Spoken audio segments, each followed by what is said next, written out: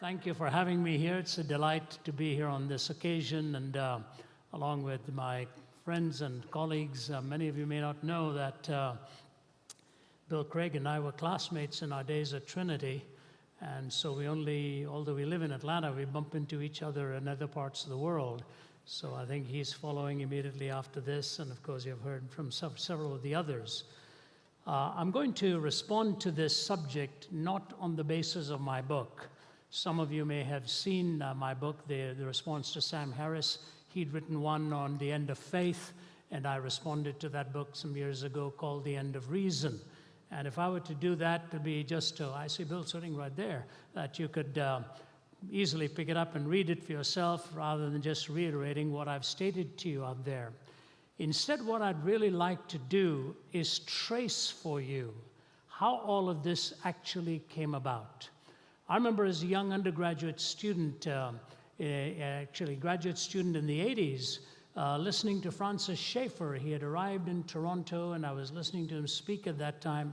And he and Everett Koop were doing a series of lectures on whatever happened to the human race. And as he was talking and projecting where we were headed, I wondered if it was just sort of an overextended way of thinking, extrapolating to ends that we might never get or reach, that some reformer or some thinker somewhere would put a stop to that kind of logical outworking that they were clearly pointing out with our secularized consciousness. But the fact of the matter is, just about everything that they said turned out to be right on. In fact, if anything, it went even beyond what they were projecting would happen. But since we are going to get into some very heavy-duty thinking and have been doing that all afternoon, I want to read for you something that borders a little bit on the lighthearted. Some of you may have heard me use this before, but I think it makes for a good starting point. It's called A Touching Story, The Heart of a Musician, and maybe the brain also. As a bagpiper, I play many gigs. Recently, I was asked by a funeral director to play at the graveside service for a homeless man. He had no family or friends, so the service was to be at a pauper cemetery in the Kentucky backcountry. As I was not familiar with the backwoods, I got lost. I finally arrived an hour late, and I saw the funeral guy had evidently gone, and the hearse was nowhere in sight. There were only the diggers and crew left, and they were eating lunch. I felt bad and apologized to the men for being late. I went to the side of the grave, and I looked down, and the vault lid was already in place. I don't know what else to do, so I started to play. The workers put down their lunches and began to gather around. I played out my heart and soul for this man with no family and friends. I played like I'd never played before for this homeless man. And as I played Amazing Grace, the workers began to weep. They wept. I wept. We all wept together. When I finished, I packed up my bagpipes and started for my car. Though my head hung low, my heart was full. As I opened the door to my car, I heard one of the workers say, "Never seen nothing like that before, and I've been putting in septic tanks for 20 years.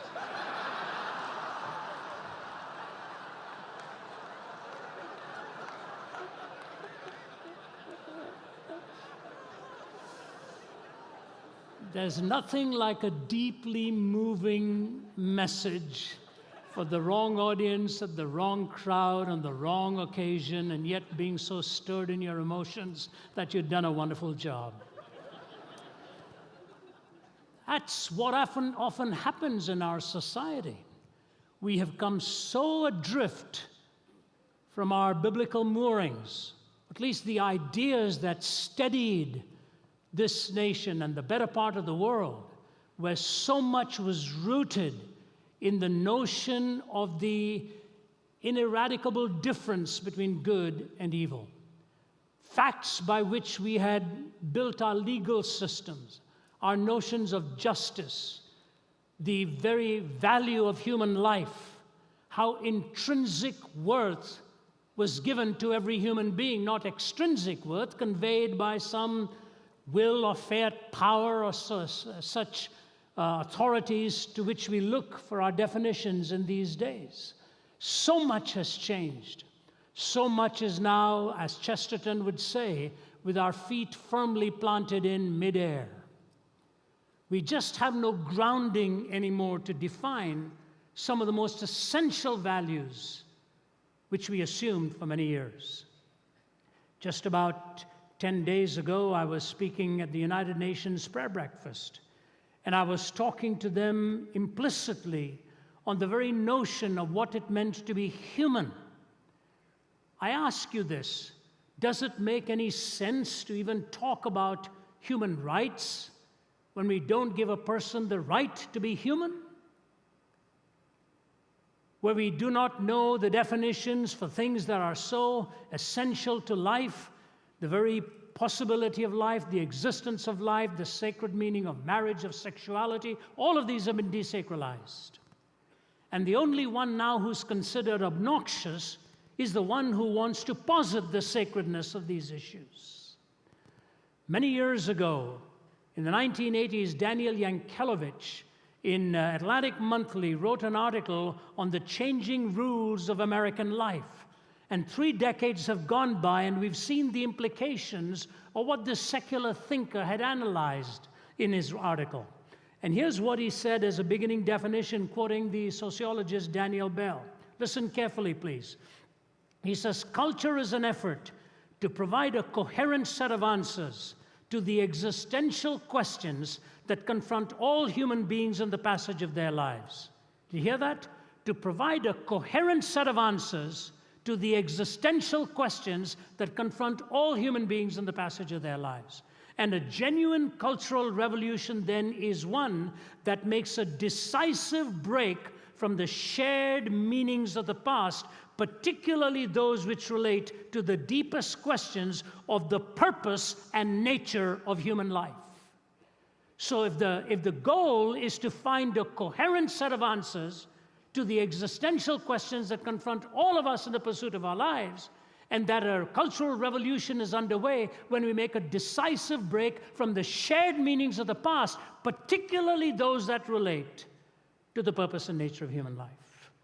Now, if you take that definition alone, there's enough there to try to unpack. I'm not going to try to unpack this, but this alone tells me that when you're looking for definitions or deviations, you have to go back to the original assumption of what is the purpose and the nature of human life.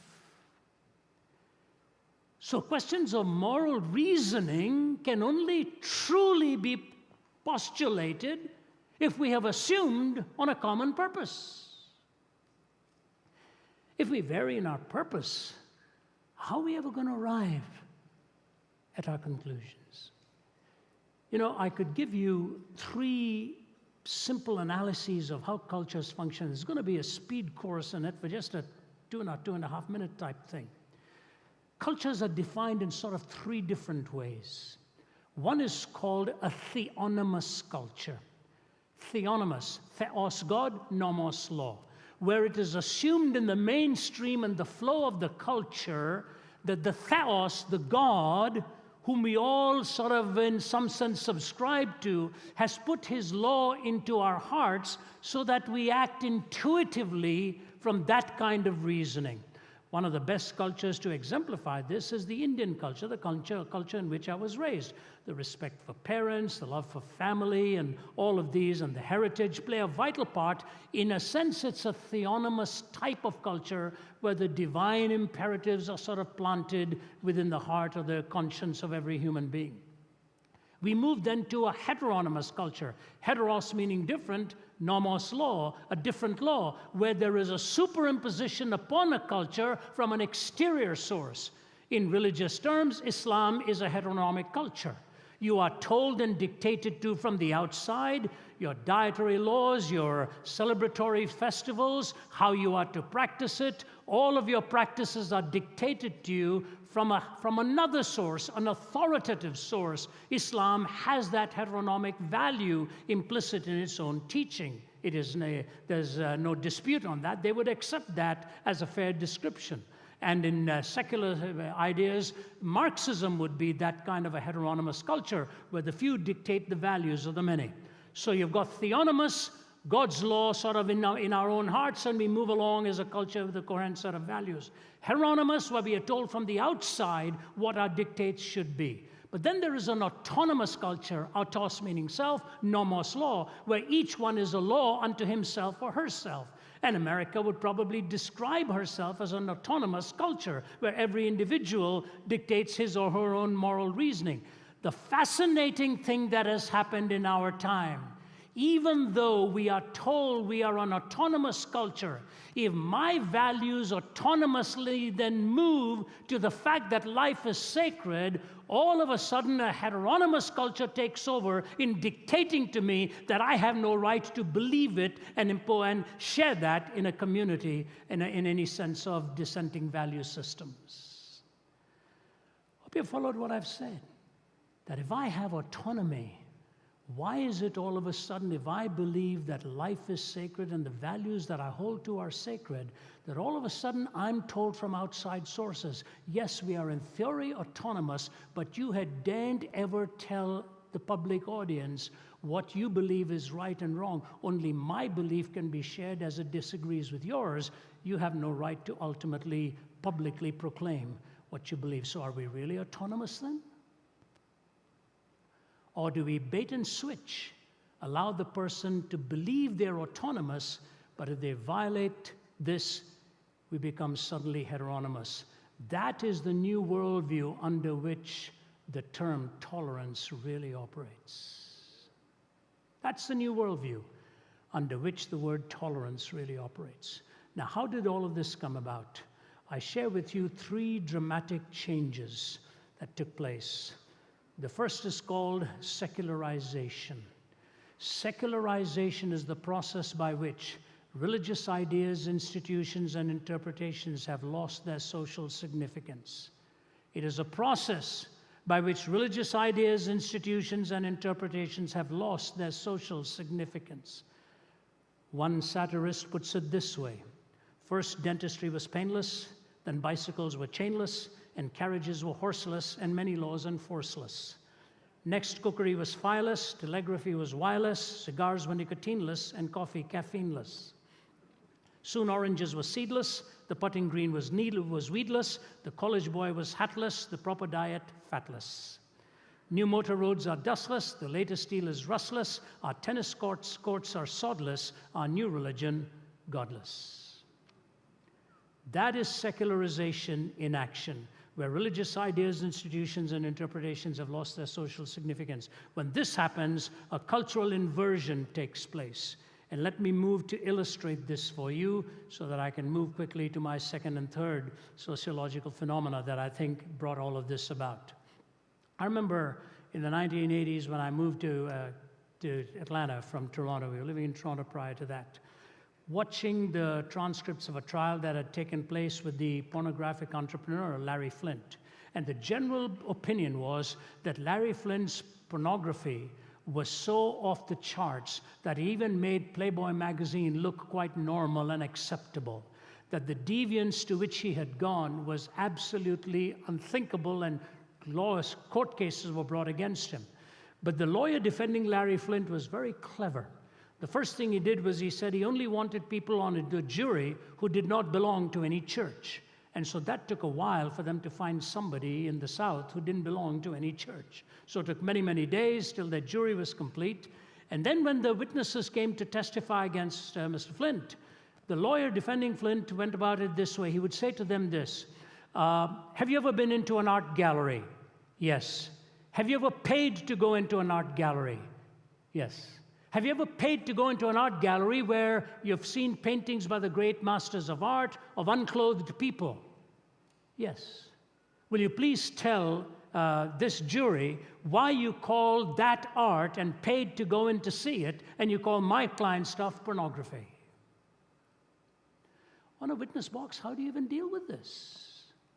You're not going to get into some philosophical argument on the way you arrive at ethical values and so on, not with a lawyer with all of his neuronic stare gazing down at you like that. And I thought to myself, what would I say? What would I say to him? I suppose sitting across a coffee table, I could chat with the lawyer and I could say something like this. I'm not sure it'll make any difference to him. I would say something like this: have you ever read the biography of Michelangelo? Have you ever read the conversation that took place between Michelangelo and his teacher while they were discussing this issue of painting disrobed human bodies? And the teacher looked at Michelangelo once and said to him, "Can you tell me why you are doing this?" And Michelangelo said to him, "Because I want to see man as God sees man." And Michelangelo looked at him and said, "But you're not God, are you?" And the writer of Michelangelo's biography just moves on from that without even bothering to sort of deal with this anymore. But I think the ultimate argument has to filter down into something more engaging on the issue of reason here. So please track with me. When C.S. Lewis, in his book, gave his in allegorical fashion his story of his conversion, Pilgrim's Regress. The reason he calls it a pilgrim's regress rather than progress is because if you know Lewis's conversion story, how he moved from one worldview to another, from atheism to pantheism, he struggled with pantheism for some time, till ultimately, in his words, he was dragged into the kingdom, kicking and screaming, the most reluctant convert in all of England. And then he went on to say, "I thought I'd come to a place, I found out I'd come to a person." That's the first line of that next chapter. "I thought I'd come to a place, I found out I'd come to a person." And this theistic framework and this relationship then redefined everything. But in this allegorical journey, while he's going through the philosophy of humanism, the incredible thing is that he pictures himself as a man sitting in a mountain called the Spirit of the Age, bound in chains.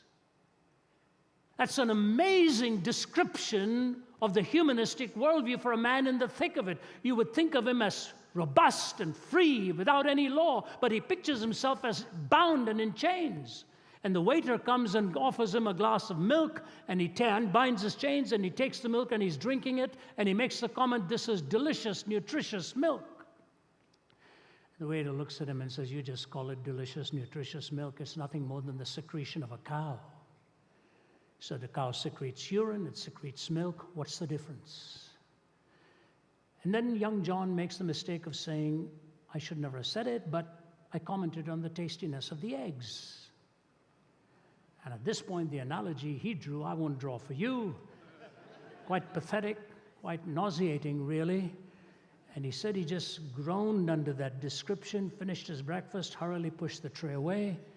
And then he says this, "All of a sudden, reason came riding on a horse and rescued me and said to the waiter, 'You lie, you lie. You don't know the difference between what nature's meant for nourishment and what nature's meant for garbage.'"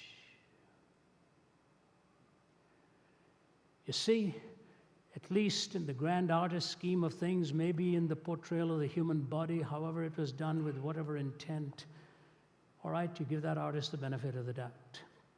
But when a young woman or man unclad is in front of the lens of a camera for the pure purpose of titillating the baser instincts in the mind of another person to a point where it will almost ineradicably ruin their minds and imagination and ultimately take them to a point of even the ruination of their marriage, is that mere art?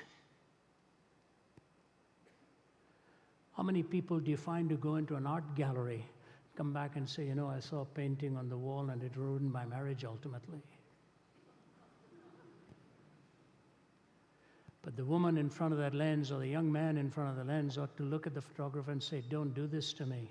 Please don't do this to me," in this dehumanization process of just so destroying the imagination of someone in an insatiable way that they'll never be satisfied.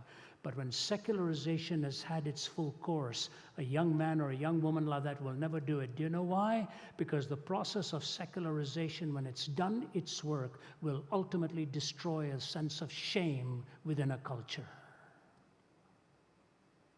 You take shame away. You take shame away from a highly educated person, and you've got a monster in the making. That's precisely what Hitler wrote. Exact words when he has him pinned today on Auschwitz. "I want to raise a generation of young people devoid of a conscience, imperious, relentless, and cruel. No shame, no guilt." Even today, psychiatrists are wrestling with the possibility of a drug that can actually deal with post-traumatic stress disorder, PTSD.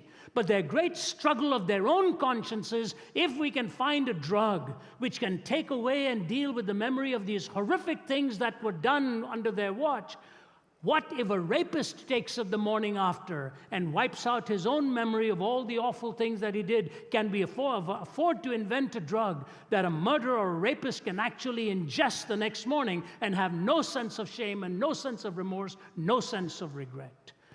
The danger with the kind of world that the Sam Harrises ultimately say, not with intent, but with logical outworking, is that it'll produce a generation of men and women without shame. And I'll tell you, the tragedy of that is a production of hell.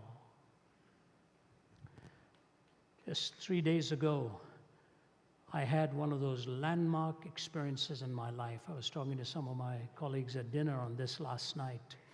You know, I've done this now, been a speaker on the circuit for nearly 4 decades. And if I were to take 8 or 10 moments in life that defined me, I would say this Tuesday of this week defined some of that for me. I was at Angola prison, speaking to 5,300 prisoners, 80% of whom are on life without parole. Think of that. On death row, there were 45 with whom my friends and I walked past and chatted, put our hands through the bars, shook hands with them. A tiny little cot, a tiny night table, the toilet there, no doors, nothing, just the bars, and they shared televisions. I talked to one young guy there. I wouldn't name him for you, well, relatively young. I said, how long have you been? I'm not allowed to ask how long they've been there. I just said, how are you doing? He said, fine. He said, I've been here 16 years on death row, you know. I said, how old are you? He said, I'm 35. I said, you were here from when you were 19? He said, yes, sir. And I was not allowed to ask why they're there. He looked at me and he said, I got involved with organized crime when I was 16. And he said, like a dog going back to the vomit, I kept going back and kept going back. And the things I did, I wouldn't even describe for you. And here I am now, awaiting the final day till they'll take me out for my last meal and do away with me. You know what? When you go to the execution chamber, it's a very sobering thing to look at. In fact, when I came back, I'm still processing it. I told my wife, I said, I want to take every member of my team there. They have this stretcher laid out with straps and the injection that is finally given. It used to be electrocuted. Now the injection is given. And the prisoners there build coffins. But they asked the prisoners if they would build this bed on which the injection was administered. They refused, because they said our own mates will be killed on that. Interesting, isn't it? Men who are probably there for killing somebody else didn't want to create an instrument that would kill their own mates and their own buddies. It tells you that deep inside your conscience, there is that struggle that goes on the sacredness of life and the inviolability of it. When they lost their sense of shame, they destroyed other lives. When the sober-minded thinking came back, they said, we can't do anything like this. Secularization has a deadly effect when it is uninformed by a transcendent moral order. Pluralization is the next wave with which we moved, where there is a competing number of worldviews available to its members and no one worldview is dominant. A competing number of worldviews available to its members and no one worldview is dominant. Pluralization is a good thing. To have a competing now, to have different accents, to have different languages. There's a fast food outlet in Los Angeles. It's where a Korean is selling kosher tacos. That's quite a culinarily pluralistic offering out of his little wagon out there. Quite fascinating to watch. When I first came to Canada, when I was 20 years old, there were 500 Indians in Toronto. 500. Today, they're all there in taxis waiting for you at the airport to pick you up. There's 500,000 of them in Toronto now. Toronto is where I'd moved to and lived for 10 years, where I met my wife and married. When I came to Toronto at that time, if I saw another Indian, you'd cross the street to say hello and say, "Chai pina, I want to go and have a cup of tea." Now, if you did that, you'd do nothing else. The demographic has changed in these cultures. Pluralism is a good thing, but if pluralism is extended to mean relativism, then it's a deadly thing. If a relativistic ethic is espoused, then you end up with the lowest common denominator. Some of you may have heard me give this illustration, but let me hasten through it as time is fleeting by. Then I'll read an application, move to my final thought here. I remember many years ago in California, speaking to a Californian audience, and a professor of philosophy, as an American, came forward and he'd said he had converted to a pantheistic worldview. He walked forward and he said to me, "I can't believe that you're actually talking all this stuff about following Jesus Christ and all of that." He said, "I tell you what, I teach philosophy nearby. I'll bring my whole class on one of these nights you're here. You speak on why you're not a Hindu, and my class will just take you apart." I said, "No, sir, I won't do that." He said, "Why not?" I said, "I've heard long ago when you throw mud at others, not only do you lose a lot of ground, you get your hands dirty in the process." He didn't think it was very funny. So I said, "Okay, let me try it another way." I said, "I tell you what I'll do. I will speak to you, speak on the subject why I am a Christian, and you bring all of your class, students, and they can take me apart then." He said, "Well, I don't like that, but then I said, and implicit in what I say will be what you want me to address anyway."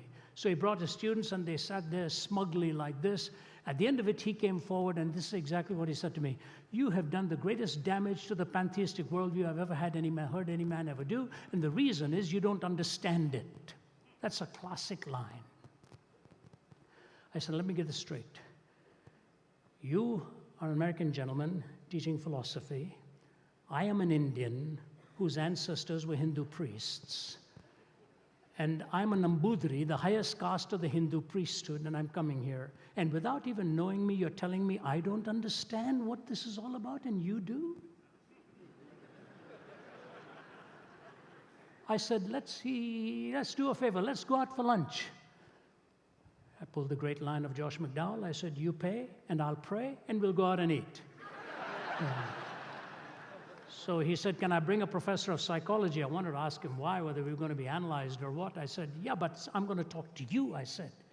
"All your students say, hey, I'm not here to impress them. I want to talk to you. You and I talk, and he can listen on." He said, "All right." So we sit down and talk, and he begins a speech with a wrong statement. He said, "Mr. Zacharias, there are two kinds of logic." I knew right off the bat he had not studied much of logic. There's more kinds of logic than that, but you don't destroy a person right from the beginning. So he said, "Okay, there's two kinds of logic." I said, "Explain them to me." He said, "The first one is called the law of non-contradiction, either or. It's either this or that. It's the law of non-contradiction. It's a Western way of thinking." I said, "No, it is not." He said, "Yes, it is." I said, "No, it's not." He said, "Yes, it is." Yeah, I said, "No, it's not." He said, "Who are you to tell me no, it's not? It is the Western way of thinking." I said, "All right, move on." He said, "The next is the dialectical system of thinking. It's not either this or that. It's both this and that. It's the Eastern way of thinking." I said, "No, it isn't." He said, "Yes, it is." I said, "No, it's not." He said, "Yes, it is." Finally, I said, "Move on." He said, "You see, when you were talking about either this way to truth or that way, you were thinking as an East, you were thinking as a Westerner. You should really have been thinking as an Easterner. So if you're thought as an Easterner, when you see a contradiction, it wouldn't bother you. You're becoming too Western. You're seeing this either-or stuff. And when you see a contradiction, you say, stop there. Don't stop there. Just think like an Easterner and accept both of these." And he went on and on. I said, "I have a question for you.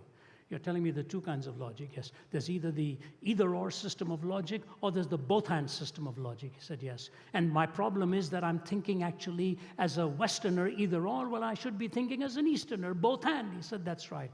I said, "Will you help me then? When I'm studying pantheism, I either use the both-hand system or nothing else. Is that what you're telling me?"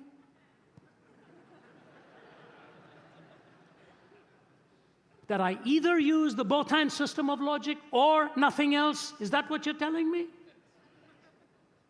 The psychologist looked at him and said, "I think we should go now." And let me quote to you what he said. "The either-or does seem to emerge, doesn't it?" I said, "I got news for you, sir. Even in India, you look both ways before you cross the street. It is either the bus or me, not both of us. You know what he has done?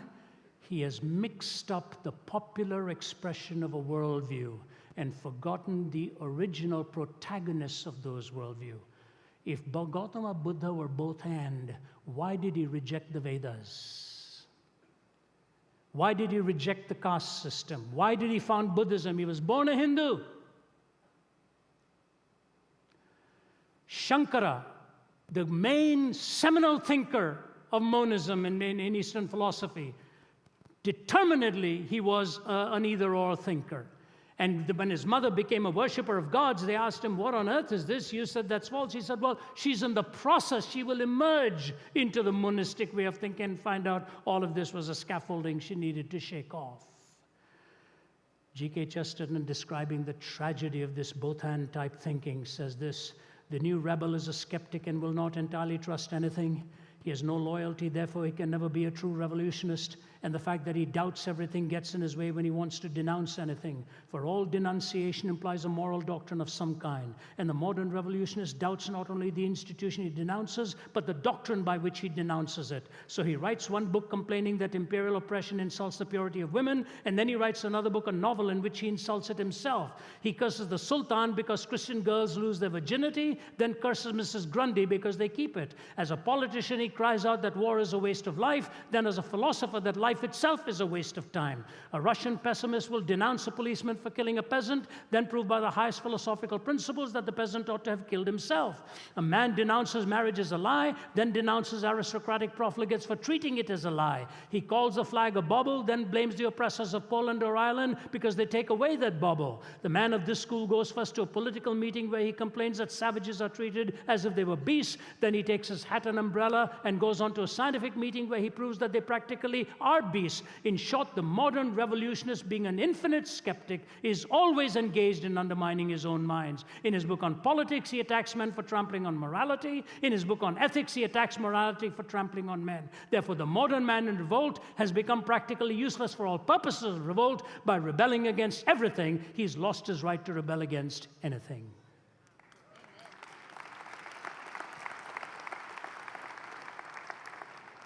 And the rock musician says, cat's foot, iron claw. Neurosurgeons scream for more from paranoia's poison door, 21st century schizoid man.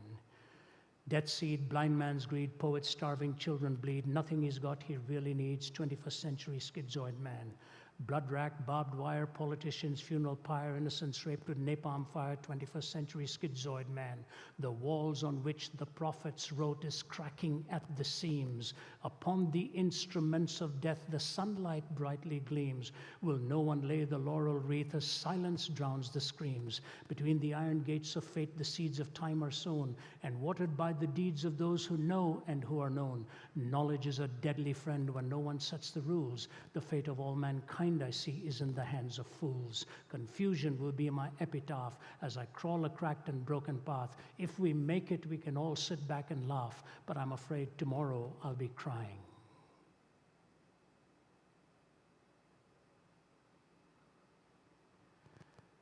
The death of reason. The end of reason. When relativism is absolutized to a point where you become the self-referencing point of all moral reasoning. Ladies and gentlemen, secularization leads you to no sense of shame. In the 60s, we began to see this encroaching into our culture. Pluralization, on the heels of all of that in the academy, the law of non-contradiction was assaulted. And the so-called both hand, which is really not ultimately lived out anyway, takes wings and soars into our cultural ethos. And when I look upon it and say, the end of it is the end of shame and secularization, the end of reason and pluralization, which leads you to the last, and that is privatization. Privatization is a cleavage, a breakdown in your experience between your public and your private life, and you're forced to find meaning in your private life. There's a cleavage, there's a breakdown. And what happens when that takes place? What happens is a complete loss and a complete death of meaning. No shame, no reason, no meaning. That's where we are today. That's where we are today. That's why you have come here today, because you know the answers of the world are just not making sense, and you're hungry to find what is the best way to communicate this. You know, I was only 17 years old when I ended up on a bed of suicide. I know what it is to hunger for meaning and not have it.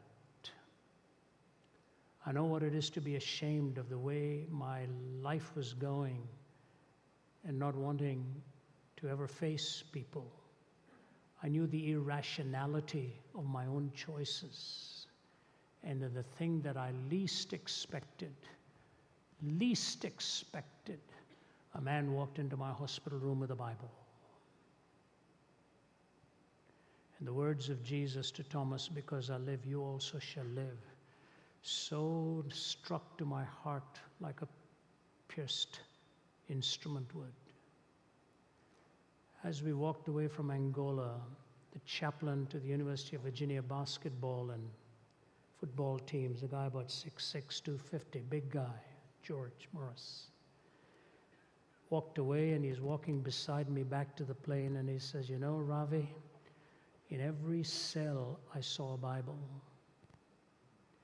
But if we put that same Bible in our high schools today, they'll take us to court for invading into the life of young men and women." He said, "I guarantee you that if more of those Bibles are in those high schools, there'll be less of these people behind these bars today."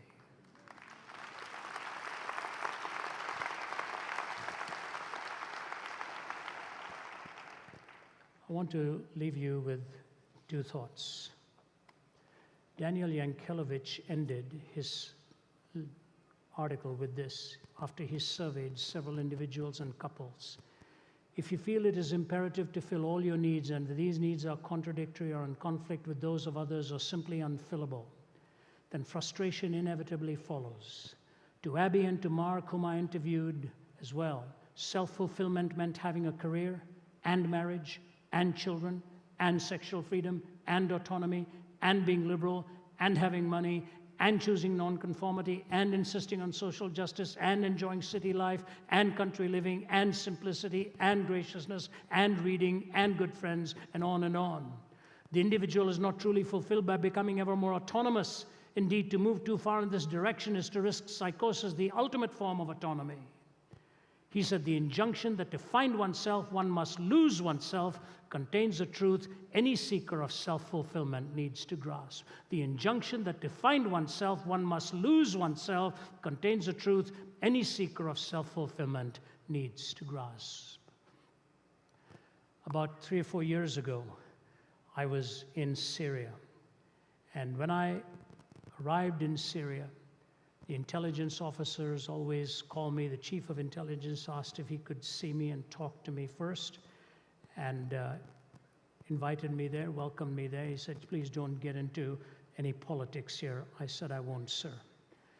And then after we were finished, I was taken to see Sheikh Hussein, who's the leading Shiite cleric in Syria.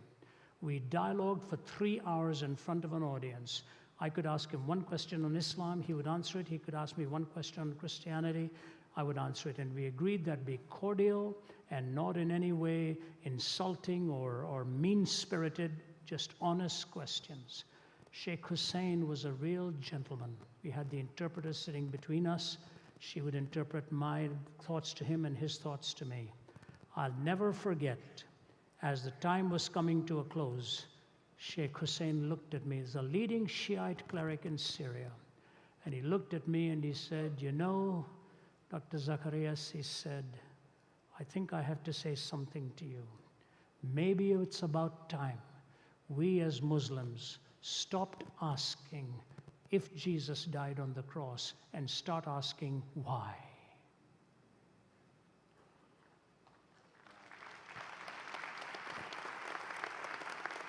I said, "Sheikh Hussein, do I have your permission to quote you, sir?"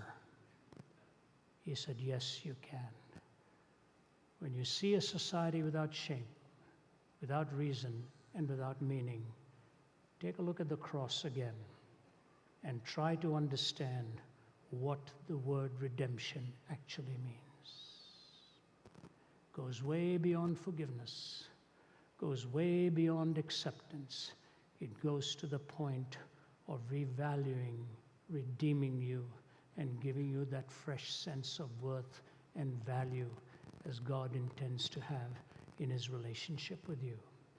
Douglas Copeland, in his book, Life After God, this secular thinker, this Canadian thinker, ends his book with these words, and I end with this quote. He talks about his friends in British Columbia. He left and wandered around, each in a different direction, ultimately ending up far away from all belief except their own indulgent lifestyle. Here's how he ends. He said, now here is my secret. I tell you with an openness of heart that I doubt I shall ever achieve again. So I pray. So I pray you are in a quiet room as you hear my words. My secret really is this. I need God. I need God. I am sick and can no longer make it alone. I need God to help me give because I no longer seem desirous or capable of giving. To help me to be kind as I no longer seem capable of kindness. To help me live, to help me love as I seem beyond being able to love. So ends his book. I need God. I need God. Without God, reason is dead. Hope is dead. Morality is dead. Meaning is gone. In Christ, you recover all of these.